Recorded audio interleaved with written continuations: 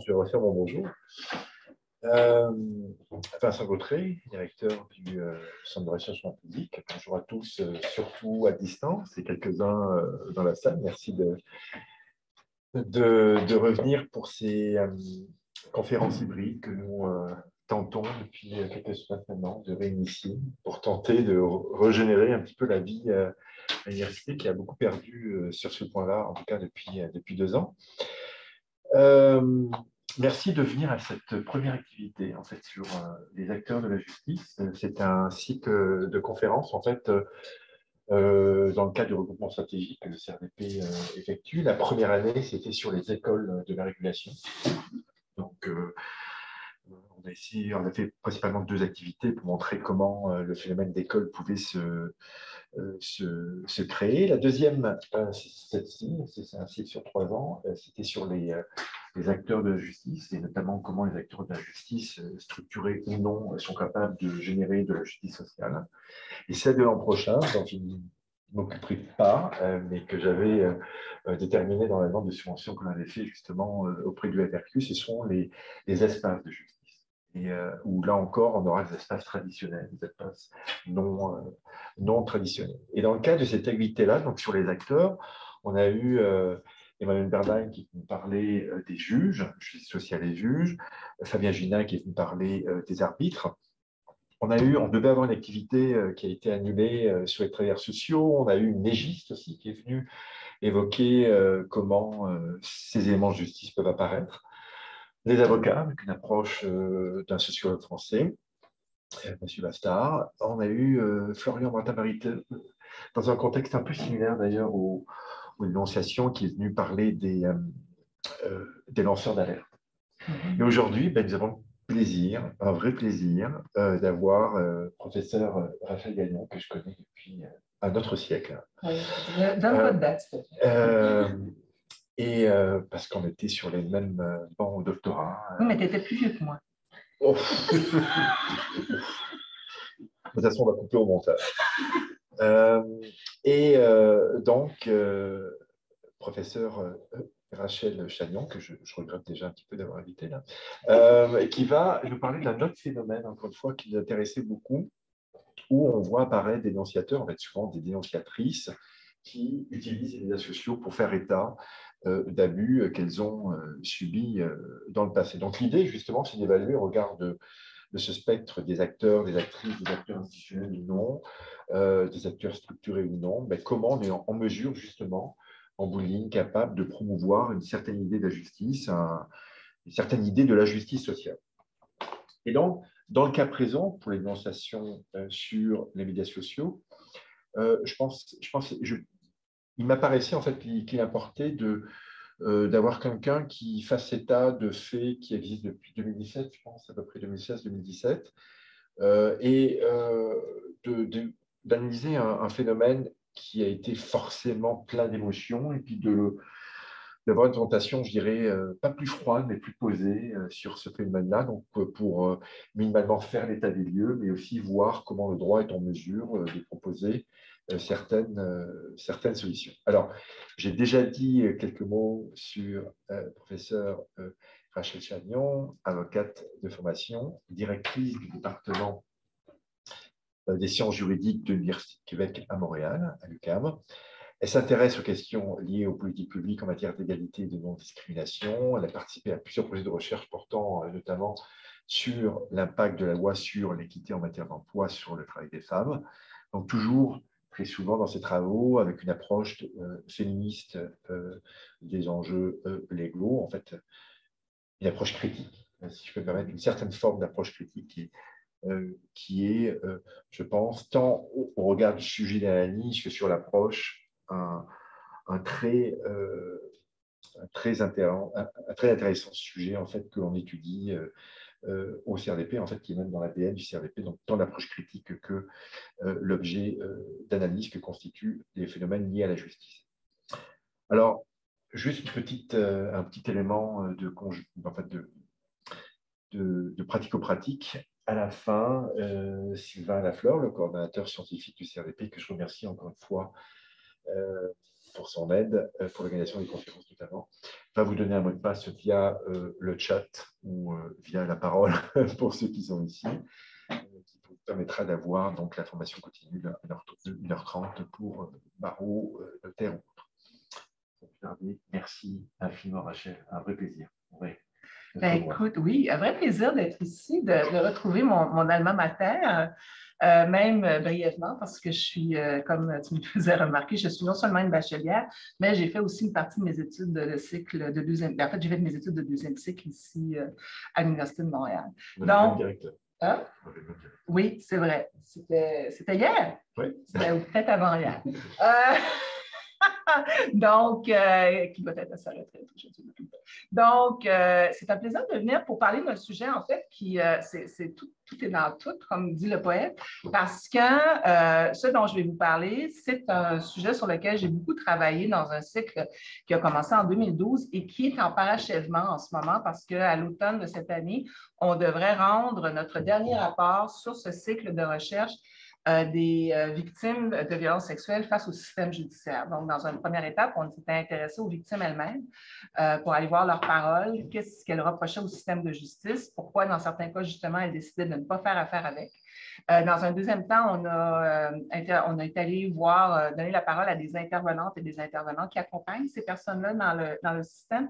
Et là, on termine un projet où on a donné la parole finalement aux acteurs judiciaires. Alors, on a commencé au plus loin des acteurs judiciaires, en quelque sorte, pour finir avec les avocats, les policiers et les représentants des centres d'aide aux victimes d'actes criminels. Donc, et ce que je vais faire aujourd'hui, c'est vous parler d'un sujet un peu plus spécifique qui se trouve à être non seulement pourquoi certaines victimes de violences sexuelles décident de ne pas faire affaire avec la justice, mais pourquoi choisissent-elles plutôt les réseaux sociaux. Alors, je me suis permis de faire une petite présentation. C'est mon petit côté prof d'université. Bon, en fait, la présentation va être divisée en 3 parties. Je vais d'abord m'intéresser à qu'est-ce qui a fait, en fait, qu'on considère le système hostile aux victimes. Et ensuite, j'irai du côté j'irai un peu sur le pourquoi les victimes vont sur les réseaux sociaux pour finalement m'intéresser à qu'est-ce qui se passe maintenant lorsque cette sortie par les réseaux sociaux revient devant le système de justice. Hein, parce que de plus en plus, on boucle la boucle. Et les gens qui ont choisi d'aller ailleurs se retrouvent parfois à leur corps défendant devant le système de justice. Donc, je vais commencer avec un bref rappel de comment c'est drôle parce que c'est... OK, c'est pas ce que j'ai devant moi, mais c'est... OK, c'est bon. Donc, j'ai commencé avec un bref rappel pour mémoire du fait que le système criminel canadien, comme l'ensemble des systèmes criminels en Amérique du Nord puis en Europe et dans la plupart des pays occidentaux, est un système historiquement hostile aux femmes. Puis je ne prenez pas ma parole de vilaine féministe pour ça. J'ai reproduit ici des extraits du jugement R contre Ozon, un jugement de 2020 dont je conseille fortement la lecture à toute personne qui s'intéresse à la question parce que la juge Rousseau, si ma mémoire est bonne, c'était son nom, fait vraiment une recension pédagogique de l'état du droit criminel par rapport à la question de l'agression sexuelle. Et c'est un des jugements les plus clairs, les plus limpides, les plus éclairants que j'ai pu lire sur cette question-là. C'est un traité de droit en format condensé et synthétique sur la question des agressions sexuelles. Donc, ça vaut vraiment la peine d'aller y jeter un coup d'œil. Et entre autres, ce que fait la juge, c'est qu'elle fait un rappel des 4 grandes questions sur lesquelles vraiment les victimes avaient particulièrement mal à partir avec le système. J'en ai reproduit 2 ici. Donc, le fait que jusqu'en 1976, on ne devait pas prendre pour acquis la parole d'une victime ou d'une plaignante, elle devait être corroborée par une personne tierce. Donc, les personnes, en fait, et ça, c'est tiré là, vraiment d'extraits de décision, une personne de sexe féminin, il n'est pas prudent de déclarer le prévenu coupable en l'absence d'une preuve corroborant le témoignage de la personne de sexe féminin parce que la personne de sexe féminin était considérée comme moins fiable comme témoin que la personne de sexe masculin. Ça va durer jusqu'en 1976. Par la suite, il y a une règle qui, elle, va durer jusqu'en 1981 qui disait que c'était la règle du 48 heures, qui disait qu'on ne devait pas ou qu'on devait traiter avec beaucoup, beaucoup de suspicion toute plainte en agression sexuelle où la plainte se situait 48 heures après les faits, parce que ça donnait trop de temps à la victime pour s'inventer une histoire dans sa tête, en tout cas, appelons-la pas la victime, la plaignante, pour s'inventer une histoire dans sa tête et finalement raconter n'importe quoi parce que, comme le dit le point 1, les témoins femmes sont moins fiables que les témoins masculins. Il y avait aussi d'ajouter à ça le droit d'aller chercher dans le passé sexuel de la plaignante, où là, on pouvait se servir comme dans un bar ouvert, qui est une règle qui va être aussi appliquée jusque dans le milieu des années 80, avant que le législateur décide de changer le droit à ce niveau-là. Et finalement, il y a toute la question du consentement, où la définition juridique du consentement est en perpétuelle évolution là, depuis les années 80, où on tente de trouver une façon de mettre fin à l'idée que, bon, tout d'abord, une victime qui ne dit pas ouvertement non dit nécessairement oui. Ensuite, une victime qui ne se débat pas physiquement est nécessairement consentante. Ensuite, qu'il est possible de déduire de la passivité d'une victime qu'il s'agit d'un consentement. Bon, en fait, tout ce qui entoure certains mythes autour du consentement et qui sont encore à l'œuvre aujourd'hui. Hein. La décision la plus récente portant sur une question de consentement, c'est une décision de 2021 dans le procès Barton, qui est cette histoire très triste d'un client d'une travailleuse du sexe autochtone qui va être accusée d'homicide contre la jeune femme et qui va plaider, et puis je vous passe les détails vraiment assez glauques en fait, comment va se passer l'homicide, mais il avait été vraiment d'une violence inouïe à l'égard de la jeune femme. Et lui va plaider le consentement parce qu'il l'avait payé pour ça. C'était dans le contrat qu'ils auraient des relations sexuelles très violentes.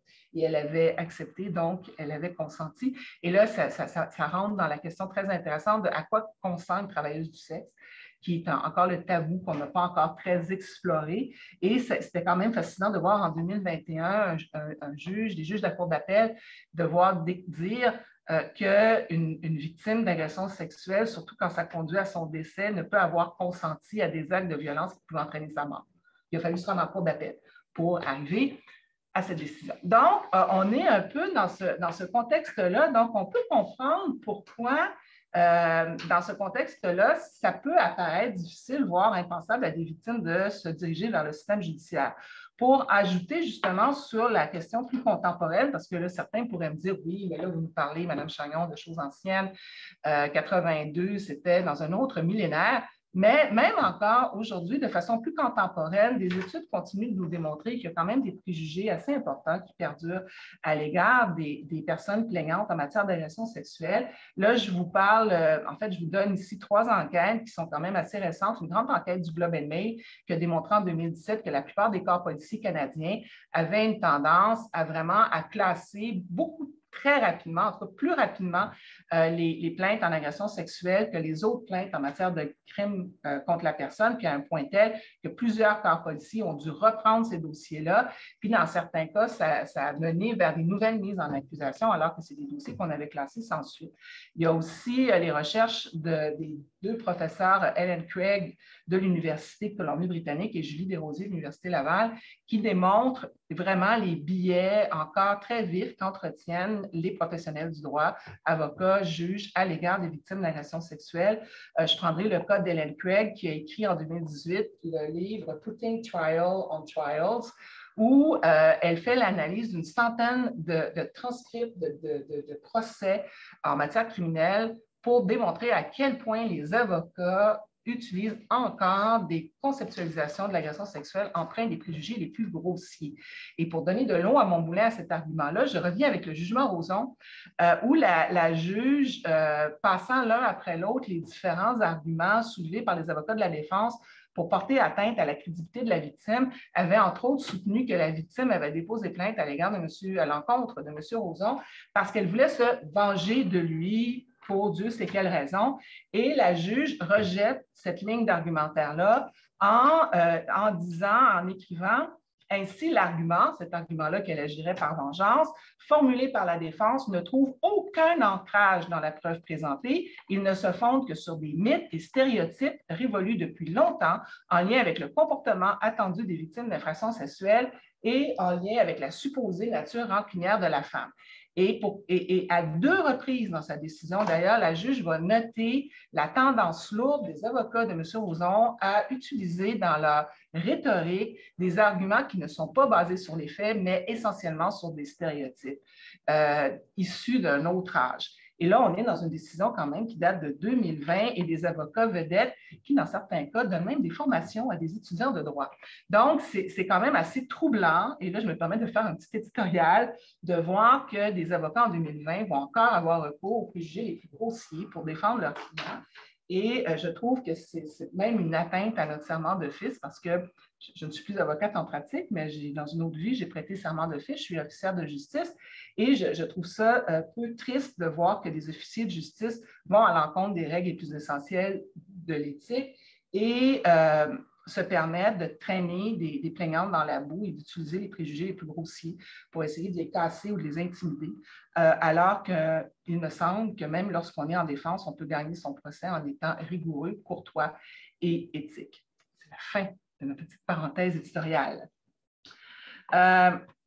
Alors, au résultat de tout ça, une fois qu'on a fait le tour de tous les problèmes passés et encore présents qu'on retrouve dans le système de justice actuel, à quel constat peut-on en venir par rapport à quel est l'état d'esprit des victimes par rapport au système de justice? Là, je vous tire des conclusions issues justement d'une étude que nous avons faite, toute une équipe de chercheuses et en collaboration avec des groupes issus des milieux communautaires, femmes victimes de violences et le système de justice pénale, expériences, obstacles et pistes de solutions. C'est une étude qu'on avait sortie en 2017. Et les 5 éléments qui étaient le plus souvent cités par les victimes de violences sexuelles et conjugales, mais les deux se recoupent, c'est la difficulté de faire avec la complexité du système, le manque d'informations sur les processus, le manque de préparation adéquate. Et je mets l'accent sur les 2 derniers éléments qui me paraissent très importants quand on regarde la suite. Le sentiment de ne pas être cru, pas seulement par le système, mais même par les procureurs, les policiers et les personnes qui sont censées être là un peu pour veiller sur nous et pour porter notre voix. Et aussi le sentiment de ne pas être en sécurité, qui est une question très importante. Donc, l'idée que la plaignante est laissée un peu à elle-même, qui est à la merci des personnes dont elle se plaint et que finalement, elle reçoit moins de protection et elle a moins de droits que l'accusé lui-même.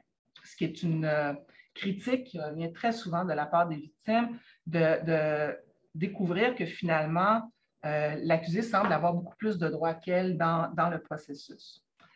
Alors, ce qui va nous amener à la prochaine partie de ma présentation. À partir du moment où les victimes réalisent ou décident ou se convaincent que le système de justice est un système où elles ne trouveront pas justement la justice à laquelle elles aspirent, qu'est-ce qui leur reste comme possibilité et vers quoi peuvent-elles aller? Et c'est là qu'on a vu, entre autres, ces vagues de dénonciation, comme par exemple une des plus récentes, moi aussi, où là, on va voir déferler sur les réseaux sociaux des interventions de personnes, femmes et hommes, mais très majoritairement des femmes, qui vont dénoncer parfois à visage découvert, parfois de façon anonyme, qui vont parfois nommer la personne, leur agresseur, qui parfois ne le nommeront pas, mais qui vont vouloir porter leur histoire, leur récit sur les réseaux sociaux.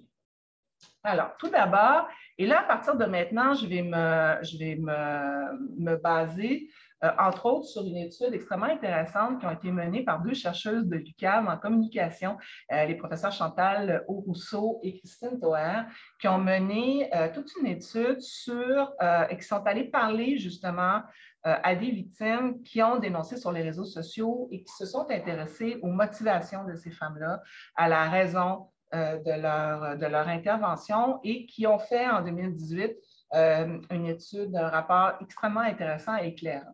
Donc, je vais vous livrer en fait un peu certains éléments de ce rapport-là et je pourrais laisser éventuellement les coordonnées du rapport s'il y a des personnes que ça intéresse.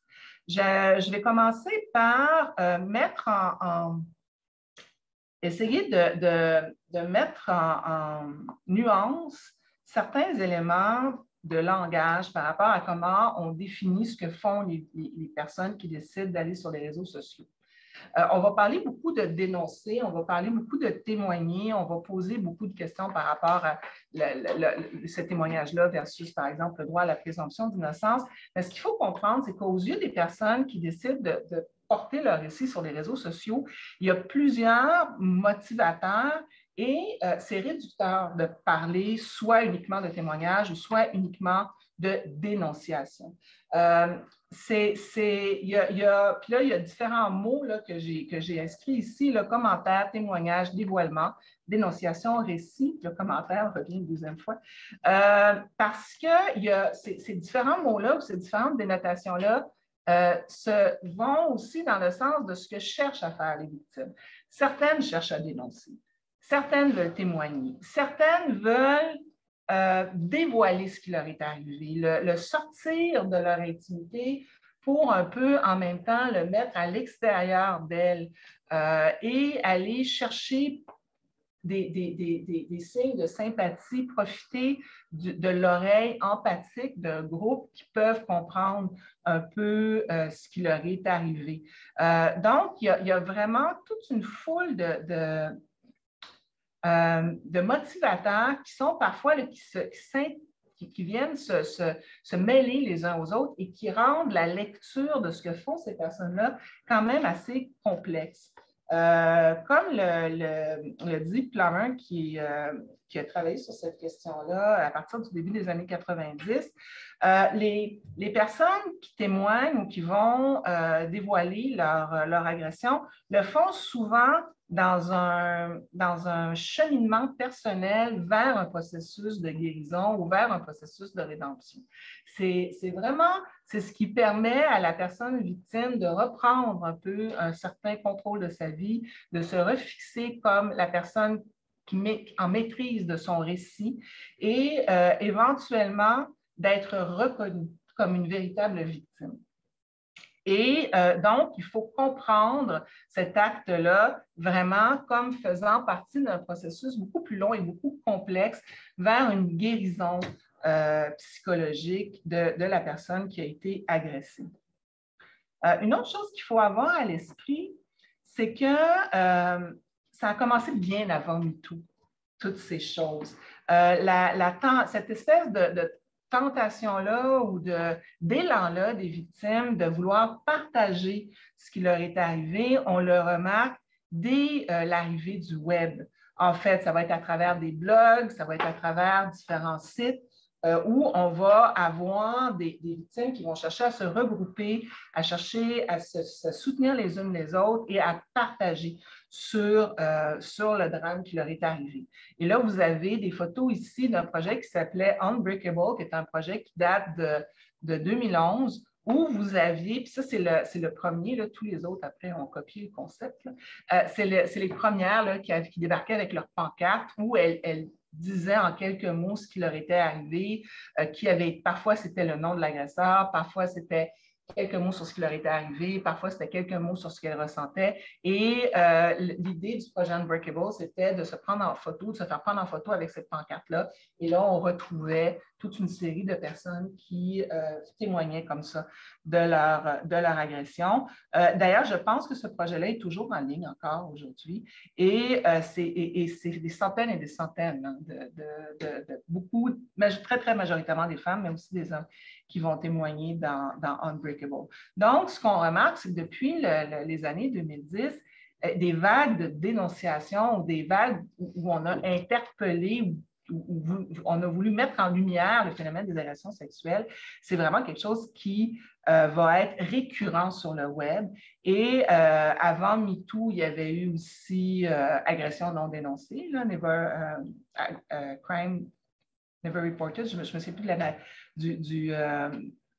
de l'hashtag en anglais, là, mais en français, c'était agression non dénoncée. Et il faut le dire, c'est MeToo, c'est comme qui a vraiment été la vague du grand ressac parce que je pense que les autres vagues avant, finalement, n'étaient que des petites vaguelettes. Parce que là, tout d'un coup, c'est vraiment MeToo qui a tout emporté. Mais avant MeToo, il y a quand même eu plusieurs moments où on a vu des victimes prendre la parole pour dénoncer leur agresseur. Puis on peut penser aussi à l'extérieur des réseaux sociaux, des moments où on va voir des victimes prendre la parole sur les médias plus traditionnels. On peut penser par exemple à ce qui est arrivé à Nathalie Simard lorsqu'elle a dénoncé son ancien agent. On peut penser comme ça à d'autres femmes qui à différents moments vont venir publiquement parler de l'agression dont elles avaient été victimes. Donc, et ça s'ajoute un peu en quelque sorte à cette idée d'un besoin ressenti de mettre en lumière ces agressions-là, de les dénoncer, de vraiment chercher à sortir peut-être d'une espèce de sentiment d'impuissance et de ressac provoqué par le fait qu'on a le sentiment qu'il nous est arrivé quelque chose de grave, qu'on refuse de reconnaître que ce qui nous est arrivé et que le système vers lequel on cherche à nous envoyer, parce que c'est là que devrait se trouver vraiment l'accueil et ultimement un certain sentiment de justice, mais n'est pas un système qui parvient efficacement à nous donner un peu ce qu'on cherche. Donc, dans cette optique-là, les réseaux sociaux vont être très efficaces à donner aux victimes un peu ce qu'elles recherchent. Et que recherchent-elles? C'est une libération de la parole, la possibilité de dénoncer son agresseur parce que certaines victimes le font parce qu'elles veulent l'empêcher de commettre à nouveau ce crime-là, parce qu'elles veulent parfois le faire réfléchir, parfois obtenir une certaine forme de reconnaissance de sa part à lui. Là, on voit, c'est des propos qui avaient été, c'est un des témoignages qu'avaient obtenu les professeurs à Rousseau et Toher, donc qui parle un peu de cette idée qui est recherchée par beaucoup de victimes de libérer leur parole. Donc, et là, cette jeune femme-là, Raphaël, qui écrit j'ai écrit sans réfléchir, sans même savoir ce que j'avais écrit. C'est seulement quand j'ai eu terminé et que j'ai tout relu que ça m'a frappé. Donc, on sent qu'il y a un caractère extrêmement spontané, extrêmement peu réfléchi, une espèce de besoin d'ouvrir les vannes et puis de tout mettre, de tout sortir de soi. Donc, ce n'est pas tant faire connaître aux autres ce qui nous est arrivé que de vraiment mettre à l'extérieur de nous-mêmes ce drame-là. Donc, ça, c'est un cas. Dans d'autres cas, vous allez avoir des personnes qui vont avoir longuement réfléchi à comment elles veulent présenter leur récit avant de le faire. On a aussi des cas où c'est vraiment presque des œuvres de littérature parce que c'est des personnes qui vont vraiment prendre le temps de mettre en récit ce qui leur est arrivé. Donc, on est dans le contraire de la spontanéité. Donc, dans la démarche, dans la motivation derrière la démarche, il y a beaucoup de motivations différentes. Dans la façon de livrer ce témoignage-là, il y a beaucoup de contextes différents. Et dans l'ensemble, ce sont des démarches qui sont extrêmement personnelles à la victime. Ce qui est intéressant, c'est de voir que souvent, les victimes vont prendre leur décision de témoigner dans les médias, dans les réseaux sociaux, sans prévenir leurs proches, sans demander conseil. Vraiment de façon totalement spontanée et encore une fois à l'inverse, il y en a d'autres qui vont faire le contraire. Puis ce qui exprime bien cette espèce de pluralité des motivations puis de la difficulté qu'on peut avoir à ce niveau-là à cerner véritablement quelles seraient les intentions des victimes par rapport à ça. Pourquoi elles vont sur les réseaux sociaux? Il faut éviter d'être réducteur. Je pense que c'est ce qu'on peut entendre un peu du message que je voulais livrer aujourd'hui. Il faut éviter de réduire l'intervention d'une victime sur les réseaux sociaux à l'idée de la dénonciation puis de la vengeance. Bien que ces sentiments-là doivent certainement faire partie de l'ensemble des motivations qui animent les victimes, il faut éviter de le réduire à ça parce qu'il y a un processus de guérison derrière ça dont il faut tenir compte. Il y a un désir de partage dans une communauté qui a vécu ce qu'on a vécu, qui est capable de nous comprendre, de nous accueillir, de nous accepter. Il y a l'idée d'amorcer une certaine guérison en sortant de soi, en mettant dans la lumière des choses qui nous empêchaient de reprendre le contrôle sur nous-mêmes. Donc, vraiment, ce qu'il faut retenir de tout ça, c'est que les réseaux sociaux ont été un lieu, pour le meilleur et pour le pire, à plein niveau, les réseaux sociaux sont vraiment un lieu de libération de la parole. Pour combien de temps? Pour combien de temps encore? De quelle façon? On voit les dérapages, on voit les abus. On a Twitter qui a été racheté par un libertarien. Donc, on ne sait pas où tout ceci va nous mener, mais le fait est que les réseaux sociaux ont été un lieu de libération de toutes les paroles et un lieu où des personnes qui ne trouvaient pas d'espace pour pouvoir parler d'expériences hautement traumatiques ont réussi à découvrir cet espace-là, puis à pouvoir l'exploiter et souvent à en tirer beaucoup de bénéfices. Parce que de façon générale, la plupart des victimes disent que ça leur a procuré quand même un bien-être vraiment non négligeable. Une fois qu'elles ont réussi à déposer leur récit dans les réseaux sociaux, puis qu'elles ont entendu la répercussion globalement positive de cette décision-là. Bon, après, il y a des victimes pour qui ça va se passer moins bien et qui vont regretter d'avoir d'avoir parlé sur les réseaux sociaux. Et c'est la dernière partie de ma présentation. Vous remarquerez mon sens de l'enchaînement. Donc, qu'est-ce qui arrive une fois qu'on a fait tout ça, puis une fois que les victimes ont dénoncé? Est-ce qu'il n'y a pas un moment où les choses reviennent devant les tribunaux, où ça dérape un peu? J'ai mis le dit son nom parce que vous avez dit son nom est un acteur important dans cette espèce, dans la nouvelle, en fait, dans ce nouveau volet de la grande aventure de MeToo dans les réseaux sociaux. Donc, et je vais vous en parler à travers une décision judiciaire qui est en cours. C'est un procès en cours à l'heure actuelle. Là, vous avez sur le PowerPoint une décision qui est une décision qui n'est pas sur le fond de l'affaire, qui portait sur un des éléments accessoires, Marquis contre Doe, Cour supérieure du Québec. Donc, qu'est-ce que Marquis contre Doe? Donc, M. Marquis, c'est que, bon, revenons 2 pas en arrière, dit son nom. Qu'est-ce que dit son nom? Dit son nom, c'est une page qui va d'abord être formée sur Facebook, qui va ensuite migrer vers d'autres supports, où un groupe de jeunes femmes offre la possibilité à des victimes de donner le nom de leur agresseur. Juste le nom. Alors, vous allez sur Dit son nom, tout ce que vous avez, c'est une liste de noms. Et là, les gestionnaires du site reçoivent les témoignages des victimes. Les victimes leur envoient, outre le nom, souvent elles vont leur envoyer une lettre ou en tout cas, elles vont leur envoyer un courriel où elles expliquent pourquoi elles veulent dénoncer cet agresseur-là. Et les gestionnaires de Dit son nom vont créer un code de numéro 1, 2, 3 pour positionner globalement ces hommes, très majoritairement des hommes, quelques femmes, presque essentiellement des hommes, dénoncés pour crime à caractère sexuel. Donc, le niveau 1 étant l'inconduite sexuelle, le niveau 2 étant l'agression considérée plus grave et le niveau 3 étant vraiment l'agression sexuelle pure et simple. Donc, ces hommes-là vont se retrouver avec leur nom sur le site avec un 1 ou un 2 ou un 3 et ils n'en sauront pas plus, nous n'en saurons pas plus.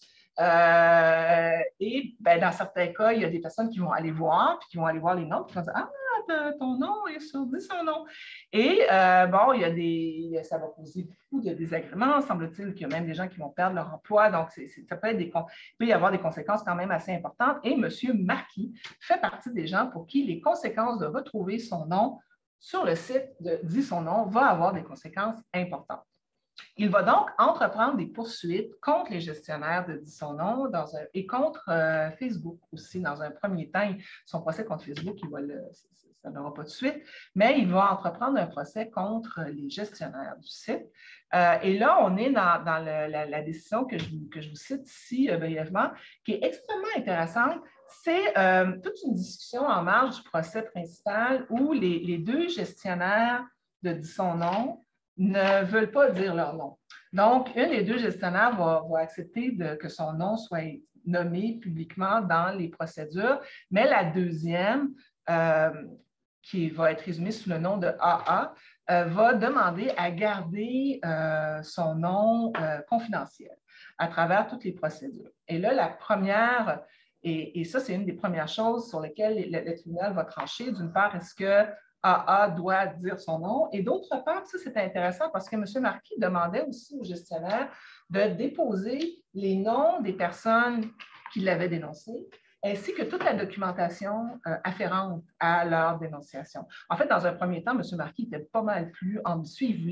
Il avait demandé tous les dossiers de son nom, sans aucune exception, que ce soit les personnes qui l'avaient dénoncé, les personnes qui l'avaient dénoncé, des personnes il a dû revoir ses ambitions. Et dans un deuxième temps, bien là, il va demander plus spécifiquement les dossiers, les noms et les motifs des personnes qui vont l'avoir accusé, lui. Et ça donne lieu à une discussion intéressante parce qu'un des éléments recherchés par les personnes qui vont vers les réseaux sociaux, c'est cette idée-là de protection. Parce que, revenez quelques diapos plus tôt, je vous l'ai dit que les victimes ne se sentent pas protégées, puis que pour les victimes, le sentiment de la protection est un sentiment extrêmement important. Donc, et l'anonymat, la confidentialité est un des éléments qui donne aux victimes ce sentiment de protection. Alors, M. Marquis, en demandant que les noms des victimes alléguées, les noms des personnes qui l'ont dénoncé soient révélés dans un processus public, comme le processus judiciaire va directement à l'encontre de ce qui a motivé les victimes à ne pas faire affaire avec le système judiciaire. Donc, c'est comme une espèce de retour à l'envoyeur. Et évidemment, le tribunal va lui donner raison parce que le processus public qui sous-tend l'idée de la justice fait en sorte que la confidentialité ou l'anonymat, c'est vraiment la règle. En fait, c'est vraiment l'exception plutôt que la règle. Et quand je dis exception, c'est exception exceptionnelle et que pour requérir l'anonymat, il faut avoir des motifs extrêmement sérieux d'atteinte de risque à sa sécurité physique, etc., ce qui n'était pas, aux yeux de la Cour, le cas. Donc, la Cour va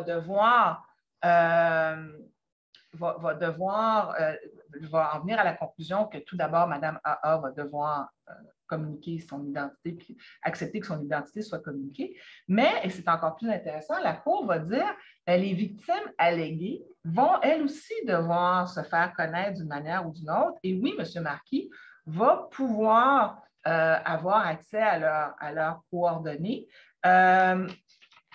Pour deux raisons. Premièrement, les victimes, à ce moment-ci, on ne sait pas. Ce n'est pas elles qui ont plaidé qu'elles voulaient garder l'anonymat, donc elles ne se sont pas présentées dans les tribunaux, qu'elles n'ont pas expliqué aux tribunaux pourquoi elles voudraient rester anonymes. Donc, on ne peut pas penser que d'emblée, elles veulent rester anonymes. Je trouve que c'est quand même un raisonnement intéressant. Donc, parce qu'elles ont choisi les réseaux sociaux, et que les réseaux sociaux, ce n'est pas le tribunal, c'est comme si l'anonymat qu'elles avaient cherché à obtenir par les réseaux sociaux n'avait pas de valeur en soi aux yeux du tribunal. Évidemment, les défendresses vont devoir communiquer à M. Marquis, outre l'identité des victimes, ce qu'on lui a reproché. Ce qui, dans le système judiciaire, fait sens, hein, quand on y pense. Là. Si vous êtes un défendeur, si on vous attaque, vous avez le droit de savoir pourquoi on vous attaque. Et encore une fois, mais là, ça vient un peu, on voit un peu une certaine compatibilité difficile entre tout ce qui fonctionne, ce qui fait que les victimes trouvent les réseaux sociaux intéressants et pertinents dans leur processus, c'est ce processus, et pourquoi le système de justice semble pas répondre à leurs désirs ou à leurs besoins. Donc, cette affaire-là est en cours, donc on suit ça de près et on pourra voir là, si, parce que M. Marquis, évidemment, est en poursuite au civil, il est en poursuite pour diffamation, dommages et intérêts et tout. Donc, on va voir jusqu'à où tout cela va nous mener. Et je vais terminer sur mon chouchou. C'est pas encore à procès, on est à la demande introductive d'instance et c'est Caron-Quentin contre Nadeau.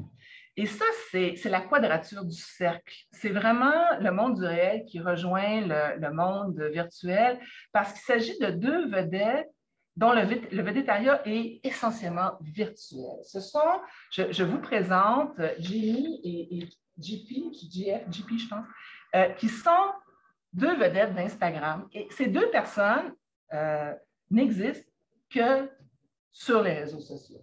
C'est là qu'elles font leur argent, c'est de là dont elles tirent leurs revenus, c'est là dont elles tirent leur célébrité. Ce sont 2 participants à Occupation Double qui se sont fait une carrière sur les réseaux sociaux, entre autres en ayant un site YouTube.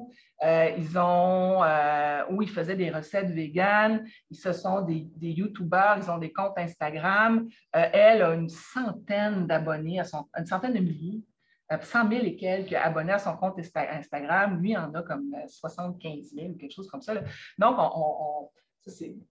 Moi, je n'ai pas de compte Instagram, puis je pense que j'ai 300 amis Facebook. Alors, vraiment, je suis dans un autre monde. Et c'est toute leur vie est sur les réseaux sociaux.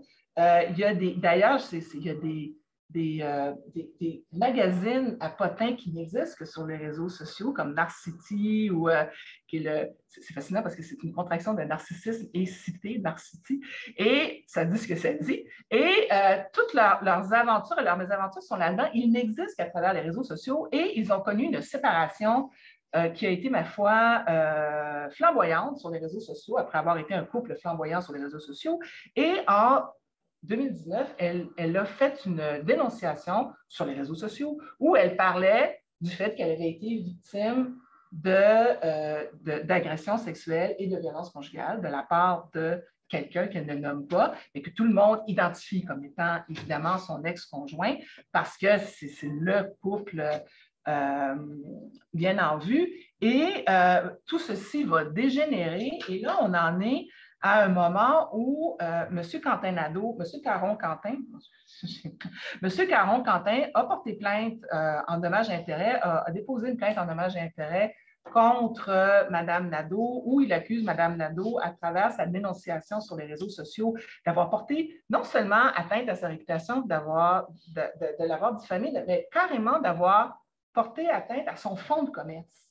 Parce que son fonds de commerce, c'est les réseaux sociaux, puis c'est sa présence médiatique sur les réseaux sociaux. Donc, l'accuser sur les réseaux sociaux d'être un agresseur, c'est...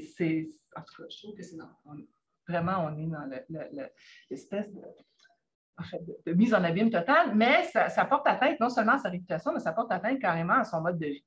Donc, lui accuse son ex-conjointe d'avoir menti, d'avoir exagéré, et parallèlement aux procédures judiciaires qui sont en cours, qui ont été déposées, puis si vous mettez la main sur la demande d'autopsie d'instance, ça se lit comme un roman. Mais parallèlement à tout ça, le débat sur les réseaux sociaux continue.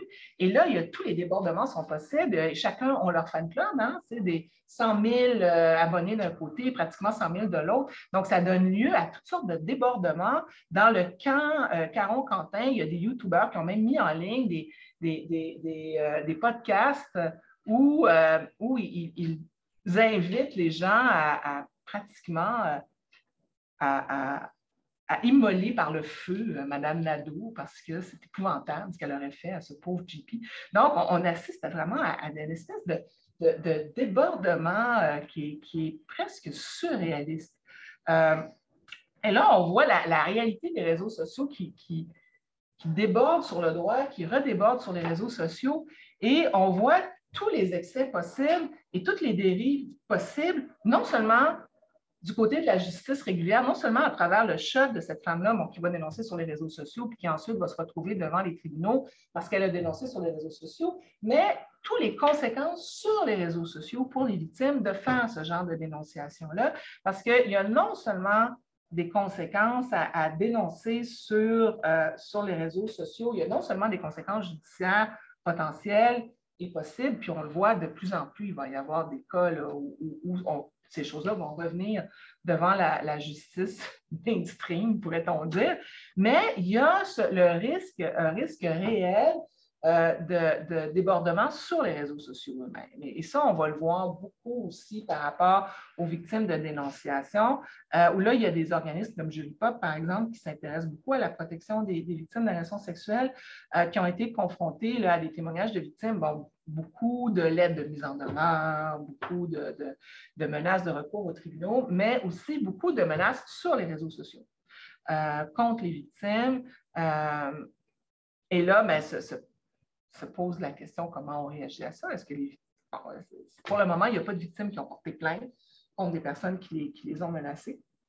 Mais bon, j'imagine que ça ne saurait tarder, puisque semblerait-il que dans ces cycles-là, tout finit. En fait, tout finit par revenir devant les tribunaux. Et c'est ça qui est fascinant. Alors, on verra pour la suite. Ceci dit, puis je vais aborder cette partie-là pour ma conclusion. Qu'est-ce qu'on peut retenir de tout ça? Et je vais mettre fin à mon partage d'écran. Qu'est-ce qu'on peut retenir de tout ça? Je pense tout d'abord que même si le système de justice s'est beaucoup amendé au cours des dernières années, puis là, on a ouvert un nouveau chapitre de cette transformation-là avec les conséquences de ce fameux rapport Rebâtir la confiance, où que la juge Cortès et la professeure Desrosiers qui ont mené cette consultation-là, qui ont débouché sur un rapport extrêmement ambitieux où on retrouve 197 recommandations, dont la recommandation phare se trouve au chapitre 12 du rapport, et c'est la création de ce fameux tribunal spécialisé qui est entré en exercice là, sous la forme d'un projet pilote, justement au mois dernier, entre autres à la TUC, là, où on va commencer à voir un peu est-ce qu'une justice... parce que, bon, il faut le dire, tribunal spécialisé, ça ne veut pas dire un tribunal où on applique une loi différente, où on appliquerait différemment la loi. Ce que ça veut dire, tribunal spécialisé, c'est que c'est un tribunal où on retrouve des juges et des procureurs qui ont une formation plus pointue pour mieux comprendre, mieux appréhender les procès en matière d'agression sexuelle et en matière de violence et sexuelle et conjugale, et qui s'entourent d'équipes multidisciplinaires qui soutiennent les victimes à l'intérieur de ces procès-là, répondant justement à des critiques des victimes sur, entre autres, la question de l'absence d'information, de la difficulté de comprendre le système, du sentiment de ne pas être protégé et du sentiment de ne pas être pris au sérieux ou de ne pas être cru. Donc, on verra comment ce tribunal spécialisé pourra convaincre des plaignantes potentielles que c'est plus intéressant pour elles de retourner vers le système de justice plutôt que d'utiliser les réseaux sociaux. On verra aussi comment, justement, tout ce qui a provoqué MeToo en termes de... Parce qu'il faut le dire, MeToo a provoqué une prise de conscience quand même assez intéressante. On verra comment cette chose-là continue d'évoluer à travers la formation des juges, à travers peut-être la pratique d'avocats plus sensibles à ces questions-là. Je pense entre autres aux fameux avocats de la défense. Donc, peut-être que dans le futur, on n'aura plus de juges, comme dans le cas de l'affaire Ozon, qui seront obligés de rappeler des avocats de la défense à l'ordre pour leur dire qu'ils peuvent quand même mener leur procès sans avoir recours à des préjugés insignifiants. Excusez-moi, je continue d'avoir une opinion très forte là-dessus.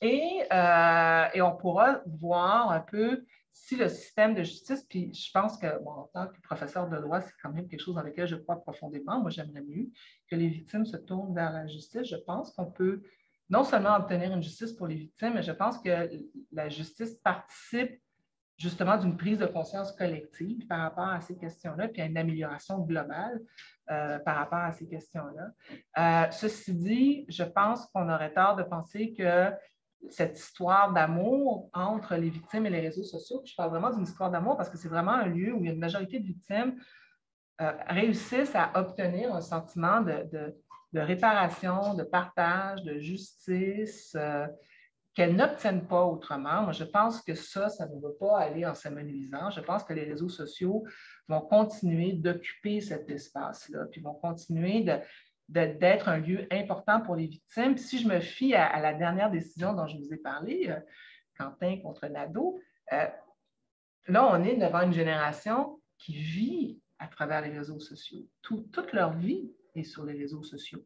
Leurs amis, leurs échanges, tout se partage à travers les réseaux sociaux et c'est certain que le meilleur comme le pire. Donc, on va partager des photos de ce qu'on a mangé à midi et on va partager l'agression dont on a été victime. Donc, je pense que dans une génération où les réseaux sociaux occupent une place si importante, je pense qu'on ne verra pas s'amenuiser le phénomène qu'on a vu à travers tout.